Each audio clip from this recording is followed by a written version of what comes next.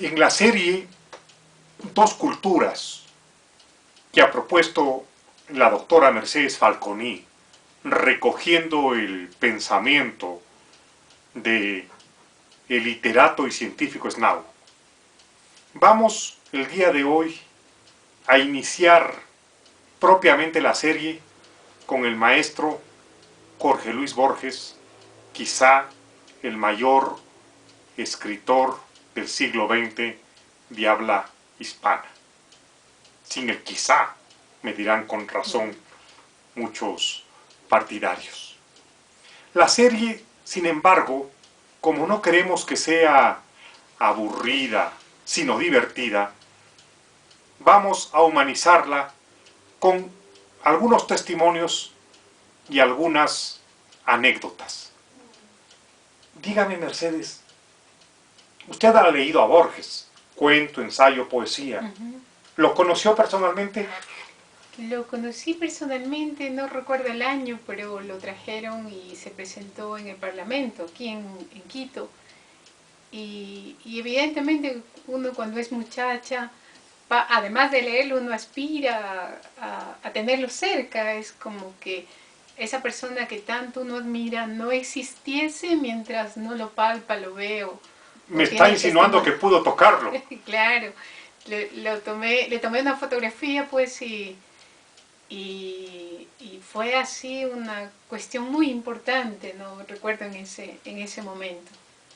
Eso aquí en el Ecuador. Usted ha viajado a Buenos Aires, conoce la casa de Borges. Claro, claro. Luego, como a través de las lecturas, los libros, los países van siendo referenciales en el sentido de que uno va a recorrer tal historia de usted de Sábato, o quiere conocer dónde se paseaba Borges, dónde vivía Borges. Y eso como que a uno le da... O dónde está ubicada la casa del Aleph, donde esté el Aleph. Donde esté el Aleph o cosas de esas. Y pues eso como que le da a uno ciertos referentes de que todo eso, hasta el propio autor existe, y es verdad, ¿no? Entonces... Es decir, uno sabe que el autor existe, pero quiere ver al autor, claro, tocar la casa donde vivía el autor, el mundo, conocerlo. Sí, creo que hay ese fetichismo, lo llamaré así, con el sentido de ver esos interiores, esas puertas adentro del autor, ¿no? Que así uno sabe que es un hombre, digamos, dentro como todo el resto de hombres que come, duerme, tiene sus problemas, en fin. Pero... Le interpreto, si el escritor es aquel que se mete por la ventana para ver qué uno hace, el lector tiene que hacer lo mismo. Tiene derecho también el lector, ¿no es cierto? A meterse por la ventana o por la claraboya o por donde fuere. Así donde fuere, así es. Así es. Dicen que Borges tenía un gran sentido del humor, es decir, que no solamente era el literato y el promotor y lector científico. Así es. Bueno, sobre eso se ha escrito mucho y se ha publicado, sobre el Borges oral, el Borges conversador y cómo se llama, y se da un testimonio, pero de un talento, un humor, una ironía, pero...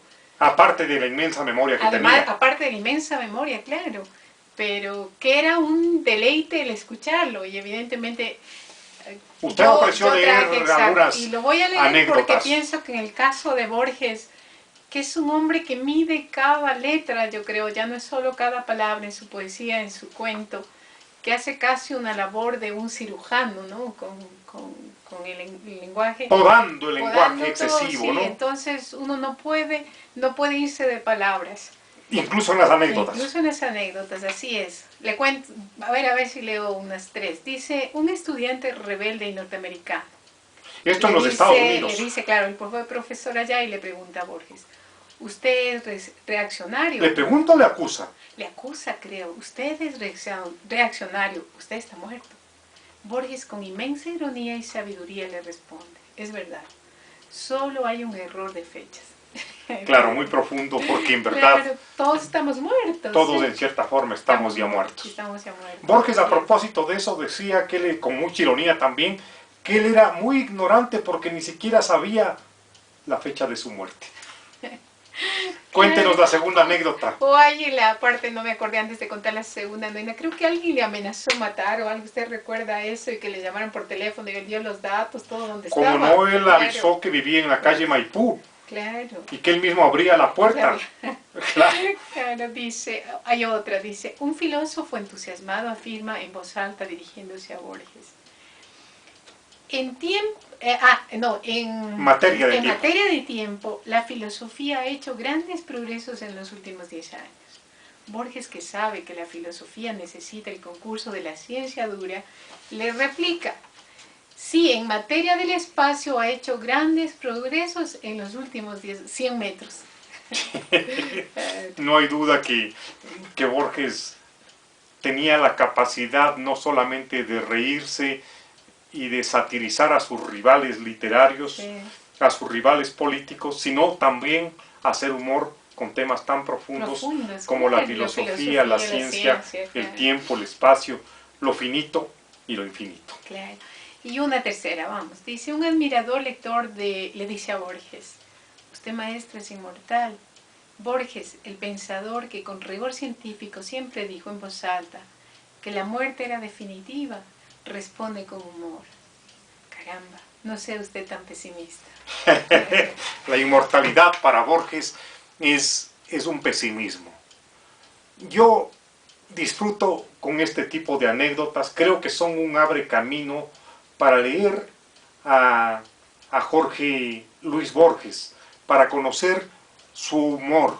No comparto, sin embargo, Mercedes, no sé qué piensa usted, la esposa de Jorge Luis Borges, doña María Kodama, creo que de origen japonés, María Kodama, ha hecho algunas supuestas revelaciones como que a don Jorge Luis Borges le gustaba el rock.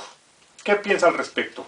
Yo creo que todas estas afirmaciones posteriores a la muerte de él, que no constan en un testimonio escrito. Que nunca las dijo el propio Borges. Nunca las dijo. Yo creo que son... A mí no me parece que uno debería darle credibilidad, ¿no es cierto? Son invenciones. Por más que sea, María Kodama mismo es muy refutada en muchos sentidos. Entonces, yo no daría... Hay tanto de Borges que ha dicho que para qué meternos en cosas que supuestamente ha dicho, ¿no es cierto? El Borges oral está, Bioy Casares tiene, bueno, de sus charlas un volumen impresionante. De 2000 páginas, ¿no? 2000 páginas donde recoge. Entonces, está ahí, el Borges está ahí, lo podemos disfrutar. ¿Conoce usted el cementerio de la Recoleta? Claro, claro que sí, sí. ¿Qué piensa? Ahí hay un nicho en el que debió haber estado enterrado Jorge Luis Borges. Él fue enterrado en Ginebra. ¿Qué piensa usted al respecto? Creo que si bien Borges es un ciudadano del mundo, yo lo veo así, ¿no? Ya pertenece a la humanidad. Yo creo que del testimonio de la gente más cercana, de su gente, él quería estar ahí. ¿Cómo no va a querer estar cerca de sus padres, que tuvo tanta fuerza en toda su vida, de su madre? Entonces, por ahí se me parece que fue más decisión de María Kodama. De María Kodama, ¿no? De la esposa días antes de morir. Borges prohibió que le pongan a una calle su nombre. ¿Qué piensa al respecto? Está bien, ¿no? O sea, no podemos tener como referente una calle de Borges, ¿no? O sea, yo creo que Borges es un referente de un siglo, es decir, se le estudia en todos los ámbitos, literarios, científicos, en todo. Entonces, no creo que sea suficiente una ¿Cree calle. que yo hago bien al prohibir a mis biógrafos monumentos o calles con mi nombre? No vayan a derribarlo, tiene razón.